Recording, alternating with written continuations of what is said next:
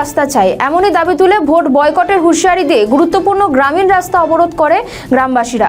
সকাল থেকে পশ্চিম মেদিনীপুর জেলা চন্দ্রকোনা 2 নম্বর ব্লকের ভগবানবাটি গ্রামের মানুষ চন্দ্রকোনা থেকে পলাশ চাপড়িগামী গুরুত্বপূর্ণ গ্রামীণ রাস্তা অবরোধ করে বিক্ষোভ দেখাতে শুরু করেন।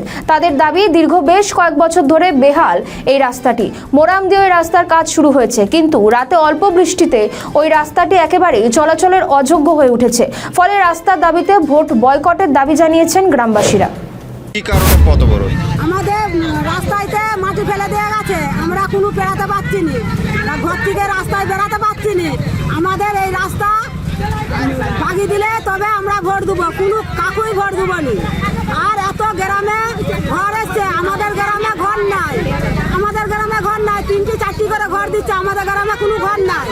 আমাদের গ্রামে ঘর দিতে হবে, রাস্তা পাকা করে দেবে, তাহলে আমরা ভোট দেবো। এই কারণে পথ অবরোধ। হ্যাঁ, এই কারণে পথ অবরোধ। যতদিন না রাস্তা আমাদের বাগানো হচ্ছে, ভাগিয়ে দিচ্ছে, ততদিন আমরা কোনো কাকুই ভোট দেবো না।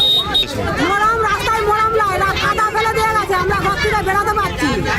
রাস্তায় কাদা ফেলে দেওয়া গেছে, আমরা ঘর থেকে বেরোতে পারছি না। তো চলাচলের অযোগ্য। চলাচলে তো আবার জল দাঁড়িয়ে আছে, অনেক জায়গায় জল দাঁড়িয়ে আছে, ডোব আছে, এরকমভাবে রাস্তায় বেরোনো যাচ্ছে না। কি চাইছেন এখন? এখন চাইছি আমাদের রাস্তা বাগিয়ে দিতে হবে, আর গ্রামে ঘর দিতে হবে। আমাদের গ্রামে কোনো ঘর নাই, অনেক গ্রামে 25টা 30টা করে বাড়ি আসছে, আমাদের